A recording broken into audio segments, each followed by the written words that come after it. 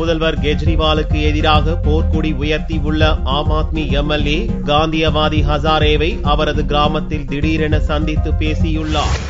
டில்லியில் ஆட்சி அமைத்துள்ள ஆம் ஆத்மி கட்சி தலைமைக்கு எதிராக லட்சுமி நகர் எம்எல்ஏ வினோத்குமார் பின்னி 4 நாட்களுக்கு முன் போர்க்கொடி உயர்த்தினார். முன்னாள் காங்கிரஸ்காரரான பின்னி ஆம் ஆத்மி கட்சி கொள்கைக்கு மாறாக நடப்பதாகவும் முதல்வர் அரவிந்த் கெஜ்ரிவால் சர்வாதிகாரி போல நடப்பதாகவும் குற்றம் சாட்டினார்.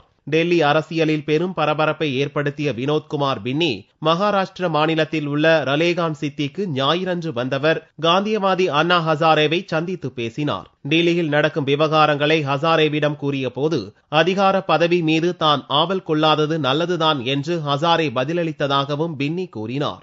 बस कुछ नहीं, मैं जो दिल्ली में अभी घटनाएं हुई हैं उसके बारे में थोड़ा अन्ना जी को अवगत कराया और अन्ना जी ने कहा है कि मैं इस पे अभी गौर करता हूँ क्या चीजें हैं, मैं थोड़ा अपने हिसाब से जानकारी हासिल करने की कोशिश करता हूँ. अन्ना जी से अवगत कराया मैंने जो अभी दुर्घटनाएं दिल्ली में हो रही हैं उसके बारे में. आश्वासन दिया है कि आप ठीक जगह हैं, सही तरीके से काम कर रहे हैं. ये अच्छी बात है कि आप किसी पद के लालची नहीं है, आप किसी मोह में नहीं है और मैं सब चीज वास्तविकताओं को समझता हूँ. அரவிந்த் கெஜ்ரிவாலை விமர்சித்து வரும் அண்ணா ஹசாரேவை அதிருப்தி எம்எல்ஏ பின்னி சந்தித்து பேசியிருப்பது அவர் மீது ஆம் ஆத்மி கட்சியின் கோபத்தை அதிகரிப்பதாக அமைந்துள்ளது.